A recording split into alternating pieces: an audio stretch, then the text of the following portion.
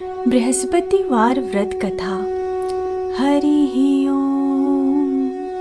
भारतवर्ष में एक राजा राज्य करता था। वह बड़ा प्रतापी और दानी था। वह नित्य गरीबों और ब्राह्मणों की सहायता करता था। यह बात उसकी रानी को अच्छी नहीं लगती थी। वह ना ही गरीबों को दान देती और न ही भगवान का पूजन करती थी और राजा को भी दान देने से मना करती थी। एक दिन राजा शिकार खेलने वन में गए हुए थे तो रानी महल में अकेली थी। उसी समय बृहस्पति देव साधु के वेश में राजा के महल में भिक्षा मांगने के लिए गए और भिक्षा मांगी तो रानी ने भिक्षा देने से इनकार किया और कहा, हे साधु महाराज, मैं तो इस दान पुण्य से तंग आ गई हूँ। मेरा पति सारा धन लुटाता रहता है। मेरी इच्छा है कि हमारा धन नष्ट हो जाए ताकि मैं चैन से रह सकूं। साधु ने कहा, देवी तुम तो बड़ी विचित्र हो। धन और संतान को सभी चाहते हैं। पापी भी पुत्र और लक्ष्मी की कामना करता है। यदि तुम्हारे पास अधिक धन है तो भूखों मनुष्यों को भोजन कराओ, प्याऊ बनवाओ, ब्राह्मणों को दान दो, मुसाफिरों के लिए धर्मशाला खुलवाओ। जो निर्धन अपनी कुंवारी कन्याओं का विवाह न कर सके उनका विवाह कराओ। ऐसे और भी कई कर्म है जिनके करने से तुम्हारा यश लोक और परलोक में फैलेगा। परंतु रानी पर इस उपदेश का कोई प्रभाव नहीं पड़ा। वह बोली, महाराज आप मुझे कुछ न समझाए। मैं ऐसा धन नहीं चाहती जिसे बांटने में मेरा सारा समय ही नष्ट हो जाए। साधु ने उत्तर दिया, यदि तुम्हारी यही इच्छा है तो तथास्तु। तुम ऐसा करना कि बृहस्पतिवार को अपने घर को गोबर से लीपना और अपना सिर धोकर स्नान करना, कपड़े धोबी के यहाँ धुलने के लिए देना। राजा को भी कहना कि वो अपनी हजामत बनवाए और मांस मदिरा का सेवन करे। ऐसा करने से तुम्हारा सारा धन नष्ट हो जाएगा। इतना कहकर वह साधु महाराज वहां से अंतर्ध्यान हो गए। जैसा उस साधु ने कहा था रानी ने वैसा ही किया। 6 बृहस्पतिवार ही बीते थे कि उनका समस्त धन नष्ट हो गया और वे भोजन के लिए दोनों समय तरसने लगे, सांसारिक भोगों से दुखी रहने लगे। तब वह राजा रानी से कहने लगा कि तुम यहाँ पर रहो, मैं दूसरे देश में जाऊँ, क्योंकि यहाँ पर मुझे सभी मनुष्य जानते हैं, इसलिए कोई कार्य नहीं कर सकता। देश चोरी परदेश भीख बराबर है।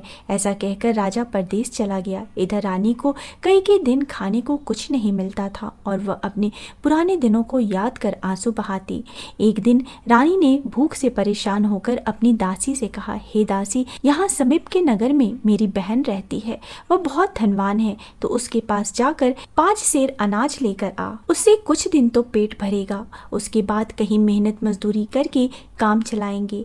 रानी की बात सुनकर दासी रानी के बहन के घर चल पड़ी। जब दासी रानी के बहन के घर पहुंची तो वह भगवान बृहस्पति देव का पूजन कर रही थी और बृहस्पति देव के पूजन के समय बीच में न उठते हैं और ना ही कुछ बोलते हैं। अतः जब दासी ने रानी के बहन को कहा कि मुझे तुम्हारी बहन ने भेजा है 5 सेर बेचल लेने को, तो रानी की बहन ने कुछ उत्तर नहीं दिया। जब दासी के 2-3 बार कहने पर भी रानी की बहन ने कोई उत्तर नहीं दिया तो दासी वहां से लौट कर आई। उसने आते ही रानी से कहा, हे रानी, तुम्हारी बहन तो बहुत ही अभिमानी है। वह छोटे मनुष्यों से बात भी नहीं करती। मेरे 2-3 बार बोलने पर भी उसने कोई जवाब नहीं दिया। रानी ने उदास मन से कहा, हे दासी, जब बुरे दिन आते हैं तो सभी साथ छोड़ देते हैं। अपने और पराये की पहचान तो बुरे दिनों में ही होती है। यहाँ सब हमारे भाग्य का दोष है। उधर जब रानी की बहन ने बृहस्पति देव की पूजा समाप्त की और दासी को वहाँ नहीं देखा तब सोचने लगी कि अवश्य ही मेरी बहन मुसीबत में है। तभी उसने दासी के हाथों 5 सेर बेझर मंगवाया है। अतः वह तुरंत अपनी बहन से मिलने को चल पड़ी। रानी के महल पहुंचकर उसने रानी से कहा, बहन मुझे क्षमा करना, जब तुम्हारी दासी 5 सेर बेझर लेने आई थी तब मैं बृहस्पति देव की पूजा कर रही थी और बृहस्पति देव की पूजा के समय जब तक पूजा ना समाप्त हो जाए तब तक ना उठते हैं और ना ही कुछ बोलते हैं। इसलिए दासी के बार बार कहने पर भी मैं उत्तर नहीं दे सकी। तब रानी ने अपनी बहन से कहा, हे बहन, तुमसे तो कुछ भी छुपा नहीं है। घर में अन्न का एक दाना तक नहीं है। तभी मैंने दासी को तुम्हारे यहाँ 5 सेर बेझर लेने को भेजा था। बहन ने रानी से कहा, हे बहन, बृहस्पति देव सबकी मनोकामना पूर्ण करते हैं।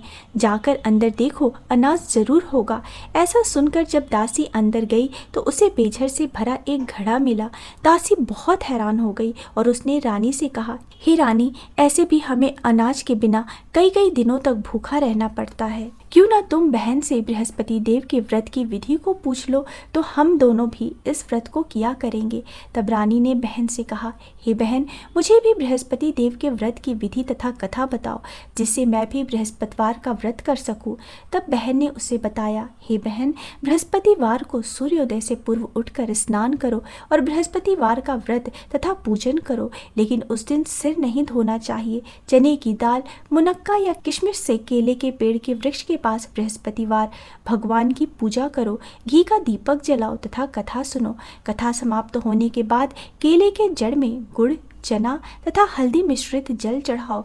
पूजा के बाद सबको प्रसाद लेकर जाना चाहिए। बृहस्पतिवार के व्रत में पीला वस्त्र धारण करो, बिना नमक के पीला भोजन करो, पीले फलों का सेवन करो। उस दिन एक ही समय भोजन करना चाहिए। बहन के वचन सुनकर रानी ने तुरंत ही भगवान बृहस्पति देव का व्रत करने का निश्चय किया। 7 दिन बाद जब बृहस्पतिवार आया तो रानी और दासी ने बृहस्पतिवार का व्रत रखा।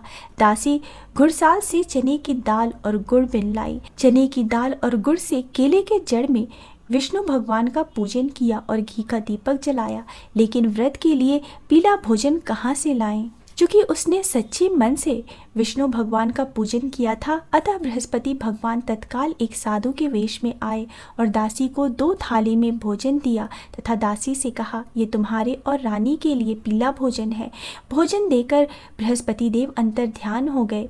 अब दासी ने रानी से कहा कि हे रानी, आओ हम तुम बृहस्पति देव को भोग लगाकर भोजन ग्रहण करें। तब रानी ने दासी से कहा, तू व्यर्थ में मेरी हंसी उड़ाती है, जा तू ही भोजन कर, तेरे लिए ही भोजन है। तब दासी ने रानी से कहा, हे रानी, एक साधु महाराज 2 सुंदर थाली में पीला भोजन देकर गए हैं, यह भोजन हम दोनों के लिए है।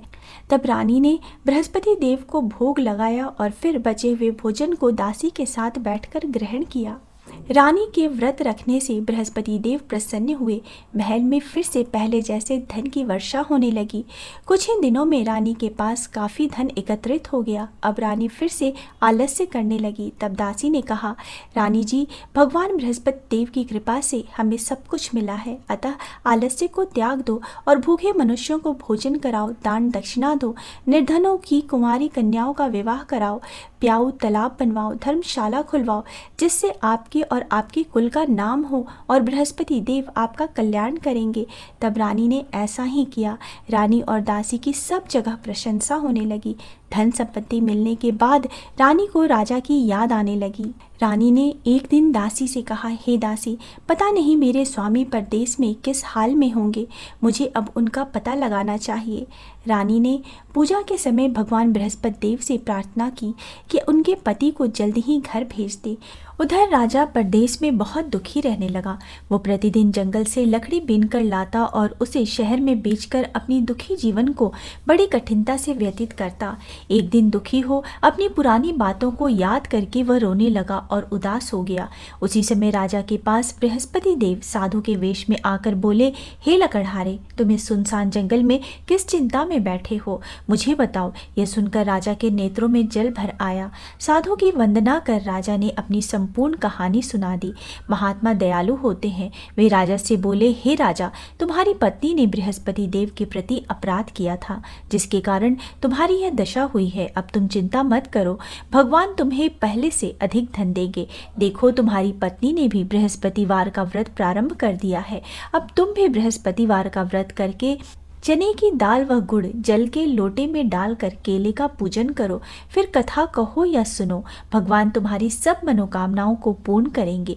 साधु की बात सुनकर राजा बोला, हे प्रभु, लकड़ी बेचकर इतना पैसा भी नहीं बचता जिससे भोजन के उपरांत कुछ बचा सकूं। मैंने रात्रि में अपनी पत्नी को व्याकुल देखा है। मेरे पास कोई साधन नहीं जिससे उसका समाचार पा सकूं। फिर मैं कौन सी कहानी कहूँ ये भी मुझको मालूम नहीं। साधु ने कहा, हे राजा, मन में बृहस्पति भगवान के पूजन व्रत का निश्चय करो, वे स्वयं तुम्हारे लिए कोई राह बनाएंगे। बृहस्पतिवार के दिन तुम रोजाना की तरह लकड़ियां लेकर शहर को जाना। तुम्हें रोज से दुगुना धन मिलेगा, जिससे तुम भली भांति भोजन कर लोगे तथा बृहस्पति देव की पूजा का सामान भी आ जाएगा। जो तुमने बृहस्पतिवार की कहानी के बारे में पूछा है वह इस प्रकार है। प्राचीन काल में एक बहुत ही निर्धन ब्राह्मण था। उसके कोई संतान न थी। वह नित्य पूजा पाठ करता था। उसकी पत्नी न स्नान करती और न ही किसी देवता का पूजन करती। इस कारण ब्राह्मण देवता बहुत दुखी रहते थे। भगवान की कृपा से ब्राह्मण के यहाँ एक कन्या उत्पन्न हुई।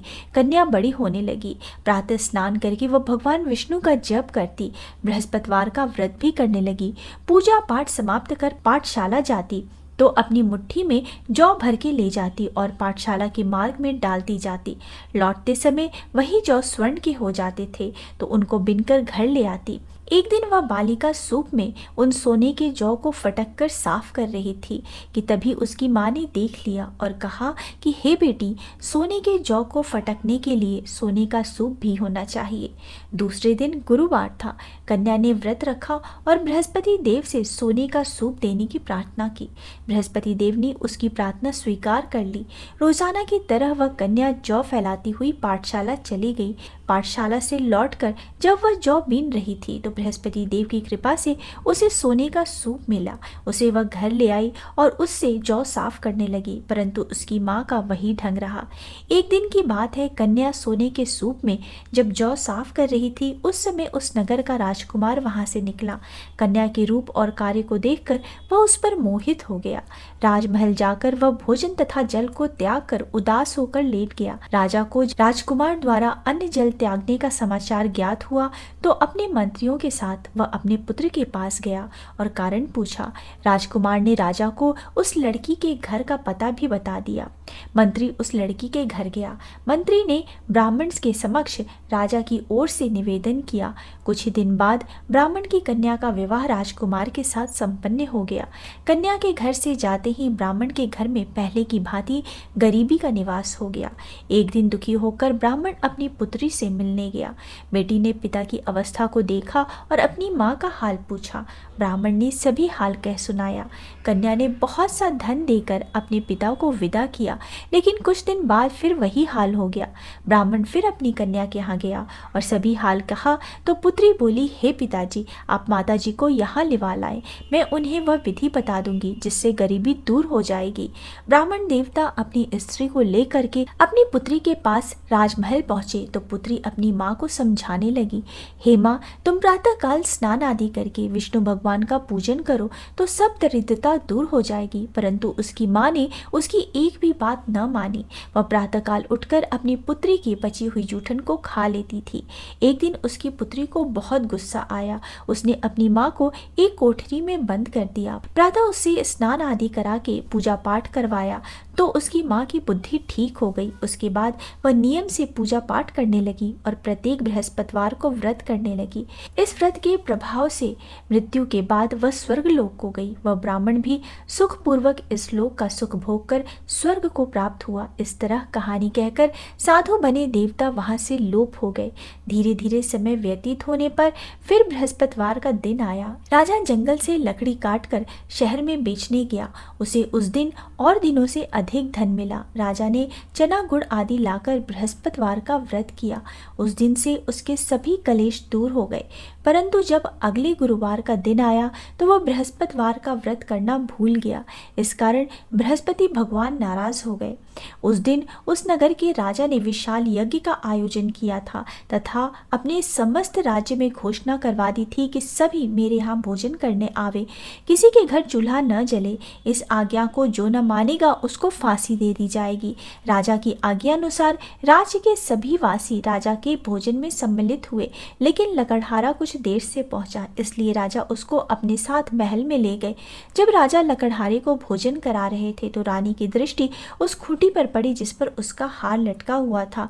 उसे हार खूंटी पर लटका दिखाई नहीं दिया। रानी को निश्चय हो गया कि मेरा हार उस लकड़हारे ने ही चुराया है। उसी समय सैनिक बुलाकर उसको जेल में डलवा दिया। लकड़हारा जेल में विचार करने लगा कि न जाने कौन से पूर्व जन्म के कर्म से मुझे यह दुख प्राप्त हुआ है, और जंगल में मिले साधु को याद करने लगा। तत्काल बृहस्पति देव साधु के रूप में प्रकट हो गए और कहने लगे, अरे मूर्ख, तूने बृहस्पति देव की कथा नहीं कही, उसी कारण तुझे यह दुख प्राप्त हुआ है। अब चिंता मत कर, बृहस्पतिवार के दिन जेल खाने के दरवाजे पर तुझे 4 पैसे पड़े मिलेंगे। उनसे तू बृहस्पतिवार की पूजा करना तो तेरे सारे कष्ट दूर हो जाएंगे।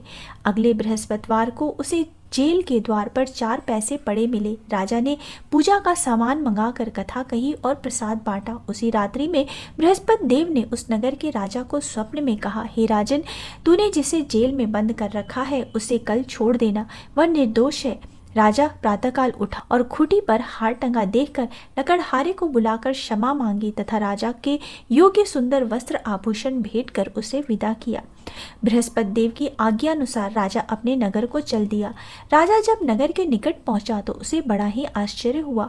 नगर में पहले से अधिक बाग, तालाब, कुएं तथा बहुत सी धर्मशालाएं, मंदिर आदि बने हुए थे। राजा ने पूछा कि यह किसका बाग और धर्मशाला है। तब नगर के सब लोग कहने लगे, यह रानी और दासी द्वारा बनवाए गए हैं। राजा को आश्चर्य हुआ और गुस्सा भी आया कि उसकी अनुपस्थिति में रानी के पास धन कहाँ से आ गया। जब रानी ने यह खबर सुनी कि राजा आ रहे हैं तो उसने अपनी दासी से कहा, हे दासी, देख राजा हमको कितनी बुरी हालत में छोड़ के गए थे। वह हमारी ऐसी हालत देखकर लौट ना जाए, इसलिए तू दरवाजे पर खड़ी हो जा। रानी की आज्ञा अनुसार दासी दरवाजे पर खड़ी हो गई और जब राजा आए तो उन्हें अपने साथ महल में लिवा लाई। तब राजा ने क्रोध करके अपनी तलवार निकाली और पूछने लगा, बताओ यह धन तुम्हें कैसे प्राप्त हुआ। तब रानी ने सारी कथा कह सुनाई। राजा ने निश्चय किया कि मैं रोजाना दिन में 3 बार कहानी कहा करूँगा और रोज व्रत किया करूँगा। अब हर समय राजा के दुपट्टे में चने की दाल बंधी रहती थी तथा दिन में 3 बार वह कथा कहता था। एक रोज राजा ने विचार किया कि चलो अपनी बहन के यहाँ हो आऊं। इस तरह का निश्चय कर राजा घोड़े पर सवार हो अपनी बहन के यहाँ चल दिया। मार्ग में उसने देखा कि कुछ आदमी एक मुर्दे को लिए जा रहे हैं। उन्हें रोककर राजा कहने लगा, अरे भाइयों, मेरी बृहस्पतिवार की कथा सुन लो। वे बोले, लो हमारा तो आदमी मर गया है, इसको अपनी कथा की पड़ी है। परंतु कुछ आदमी बोले, अच्छा कहो, हम तुम्हारी कथा भी सुनेंगे। राजा ने दाल निकाली और कथा कहनी शुरू कर दी। जब कथा आधी हुई तो मुर्दा हिलने लगा और जब कथा समाप्त हुई तो राम राम कह के वह मुर्दा उठ खड़ा हुआ। राजा आगे बढ़ा। उसने चलते चलते शाम हो गई। आगे मार्ग में उसे एक किसान खेत में हल चलाता मिला। राजा ने उसे कथा सुनने का आग्रह किया लेकिन वह नहीं माना। राजा आगे चल पड़ा। राजा के हटते ही बैल पछाड़ खाकर गिर गए तथा किसान के पेट में बहुत जोर से दर्द होने लगा। उसी समय किसान की माँ रोटी लेकर आई। उसने जब देखा तो अपने पुत्र से सब हाल पूछा। बेटे ने सभी हाल बता दिया। बुढ़िया दौड़ी दौड़ी उस घुड़सवार के पास पहुंची और उससे बोली, मैं तेरी कथा सुनूंगी, तू अपनी कथा मेरे खेत पर चलकर कहना। राजा ने लौटकर बुढ़िया के खेत पर जाकर कथा कही, जिसे सुनते ही बैल खड़े हो गए तथा किसान के पेट का दर्द भी बंद हो गया। राजा अपनी बहन के घर पहुंच गया। बहन ने भाई की खूब मेहमानी की। दूसरे रोज प्रातःकाल राजा जागा तो वह देखने लगा कि सब लोग भोजन कर रहे हैं। राजा ने अपनी बहन से जब पूछा, ऐसा कोई मनुष्य है जिसने भोजन नहीं किया हो जो मेरी बृहस्पतिवार की कथा सुन ले। बहन बोली, हे भैया, यह देश ऐसा ही है। यहाँ लोग पहले भोजन करते हैं, बाद में कोई अन्य काम करते हैं। फिर वह एक कुम्हार के घर गई जिसका लड़का बीमार था। उसे मालूम हुआ कि उसके यहाँ 3 दिन से किसी ने भोजन नहीं किया। रानी ने अपने भाई की कथा सुनने के लिए कुम्हार से कहा। वह तैयार हो गया। राजा ने जाकर बृहस्पतिवार की कथा कही, जिसको सुनकर उसका लड़का ठीक हो गया। अब तो राजा की प्रशंसा होने लगी। एक दिन राजा ने अपनी बहन से कहा, हे बहन, मैं अब अपने घर जाऊंगा, तुम भी तैयार हो जाओ। राजा की बहन ने अपनी सास से अपने भाई के घर जाने की आज्ञा मांगी। सास बोली, हाँ चली जा, मगर अपने लड़कों को मत ले जाना, क्योंकि तेरे भाई की कोई संतान नहीं है। बहन ने अपने भाई से कहा, हे भैया, मैं तो चलूंगी, मगर कोई बालक नहीं जाएगा। अपनी बहन को भी छोड़कर दुखी मन से राजा अपने नगर को लौट गया। राजा ने अपनी रानी से सारी कथा बताई और बिना भोजन किए शैया पर लेट गया।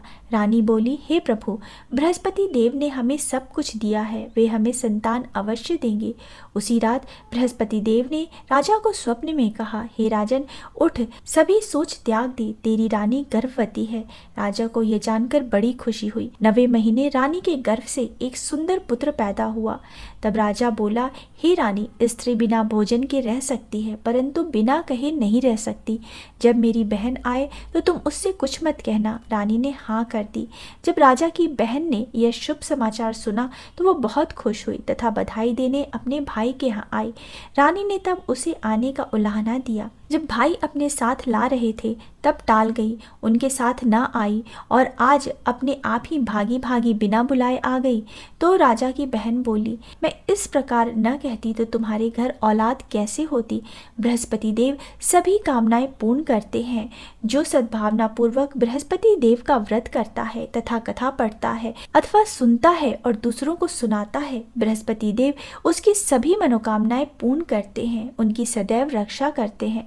जो संसार में सद्भावना से गुरुदेव का पूजन एवं व्रत सच्चे हृदय से करते हैं, उनकी सभी मनोकामनाएं वैसे ही पूर्ण होती हैं जैसे सच्ची भावना से रानी और राजा ने बृहस्पति देव की कथा का गुणगान किया तो उनकी सारी इच्छाएं बृहस्पति देव जी ने पूर्ण की। अनजाने में भी बृहस्पति देव की उपेक्षा न करें, ऐसा करने से सुख शांति नष्ट हो जाती है। इसलिए सबको कथा सुनने के बाद प्रसाद लेकर जाना चाहिए।